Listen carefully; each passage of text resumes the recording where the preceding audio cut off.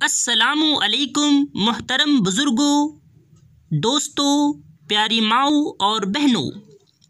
تو آج میں ایک بار پھر بہت ہی امپورٹنٹ ٹاپک پر ڈسکشن کرنے جا رہا ہوں، بتانے جا رہا ہوں۔ اسے غور سے سنیں اور دوسروں تک بھی پہنچائے تاکہ ہم سبھی کا بھلا ہو سکے۔ تو بنا ٹائم ویسٹ کیے میں شروع کرتا ہوں۔ اسکرین پہ آپ اس کو پڑھ بھی سکتے ہیں اور میری آواز کو بھی، جو میں بالکل صاف صاف بتانے کی کوشش کروں گا، اسے بھی آپ اچھے سے سن سکتے ہیں۔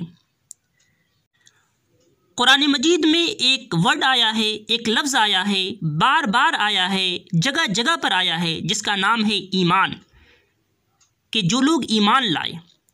تو ایمان کیا ہوتا ہے، کسے کہتے ہیں، اسے میں شارٹ اس میں بتا رہا ہوں، زیادہ باتیں کم وقت میں۔ ایمان کا مطلب ہے کسی چیز پر پورا یقین رکھنا، یعنی جس پر پورا یقین رکھا جاتا ہے، پورا یقین ہو، اسے ہی ایمان کہتے۔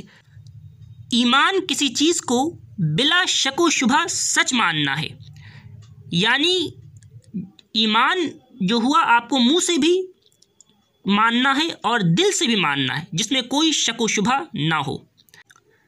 اب میں بتانے جا رہا ہوں کہ مسلمان لوگوں کو، مسلم لوگوں کو کن کن چیزوں پر ایمان لانا چاہیے۔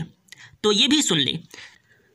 ایک مسلمان ان باتوں پر ایمان رکھتا ہے: اللہ پر، فرشتوں پر، اللہ کی کتابوں پر، اس کے رسولوں اور پیغمبروں پر، روز قیامت پر، اور اس بات پر کہ جو کچھ کرتا ہے اللہ کرتا ہے، یعنی اس کی بات چلتی ہے، اس کے حکم سے کوئی چیز بھی ہوتی ہے۔